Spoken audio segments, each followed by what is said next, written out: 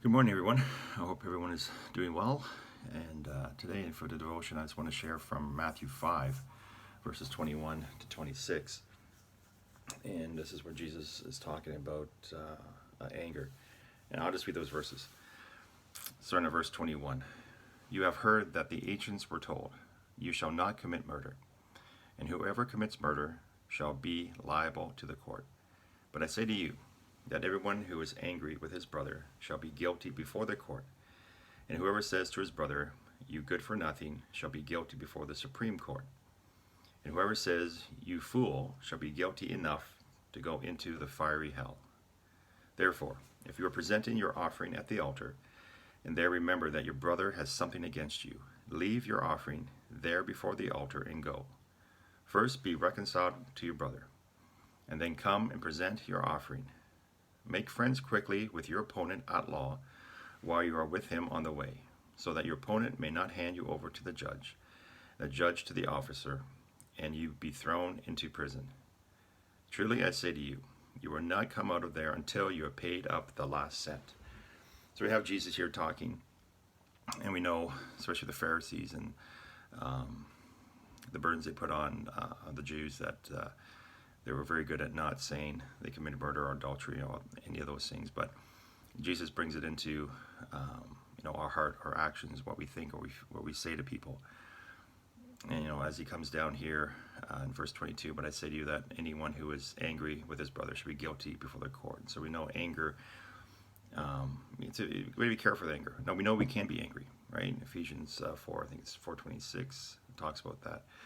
Be angry, but do not sin. Don't let the sun go down with your anger. And so, it's okay to be angry, but what happens is when we cross that line and that anger becomes hatred or to somebody in the way we feel. Because we get mad at people, we say words that are tearing down the words. We know what words sometimes to say to people that we know that's going to hurt them. Or we may say things even in our heart, wishing that something bad would happen, or even having in our mind, playing out the scenario, how we've been hurt, and wishing or hoping for something to happen to that person, or asking God to get justice on them. And so we got to be careful with our anger, because we know with our anger, it's never anything good. It's not love. Love can't be there when we have anger in our heart. And so we gotta watch what we think or what we say about other people, especially for our testimony and for our brothers and sisters in Christ. We want to keep our heart away from that. We don't allow that to creep into our life. Cain and Abel.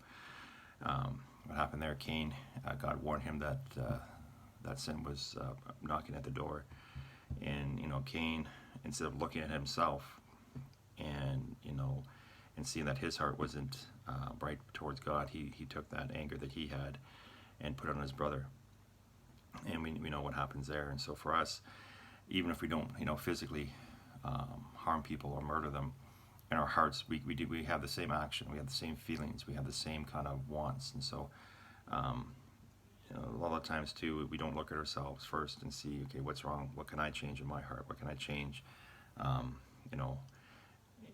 I apologize to that person? Is there something I need to do first? Or there are some people that don't want to hurt people, and so we got to stay away from them. And so for us, not to allow that anger to build up in our hearts, in our minds, and wish for bad things to happen, because we are guilty. We can't have that. And so we want to make sure words, especially any kind of swear words or actions, or even a mindset, when we see that person, we may say hi to them, but in our hearts we wish we wish the bad about them. We got to clean that out of our hearts. We got to get rid of that. And Christ even goes down to verse 23, talking about before you go to the altar and giving your sacrifice. Now we don't do that now, but communion, right? That's always been there. Russ has always gave us the warning, and we know before we take communion, if there is something we have against our brother, if we know someone who's mad at us or we're angry with somebody, it's important to go back and reconcile that relationship. We know, right? Paul talks about that in 1 Corinthians. The relationship's more important than anything else. And so any monetary thing, or even if somebody's done something against us that was wrong, Christ wants us to make amends and to forgive. And even if we have done something to our brother or sister, to humble ourselves and go back and make it right. And that's what he wants. And so we know for him, we're thankful that we have a God, a loving and perfect God who's already done that from day one, who's forgiven us all the things that we've done to him, all the hurts and all the words that we've said to God, and not loving him and running away from him. He doesn't act like us, which we're lucky. And so, that example he has for us, and what he does for us daily, loving us, caring for us, even when we do mess up. We want to have that example, and he wants us to live like that, because we know love conquers all. And if we have anger, or if we allow that to come into our hearts, it's going to take us down a spot where we can't have peace or be happiness, or we can't even show Christ to others.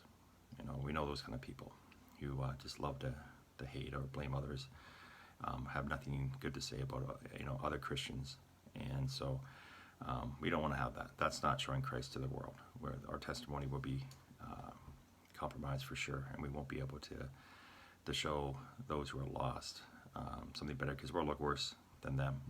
And so those verses is that for us to be humble, forgive one another, and to go back and even to take it take the apology for somebody, just to make it right, to go back and say, hey, I'm sorry, for my response to what you did to me, because we're accountable for what we do. Doesn't matter what somebody does to us, we're accountable for our reactions. So even if somebody is mean and angry to us and hurtful, our response, we're still guilty if we sin. So we want to make sure that we don't, and if we're human, we will. So, but for us to go back and show that example and that Christ-like life that we have, that we can go and say, hey, I am sorry, and apologize, and to always keep anger out, and to keep love in our hearts. So that's my ramble for today. So I hope everybody has a good day, and we'll see you next week.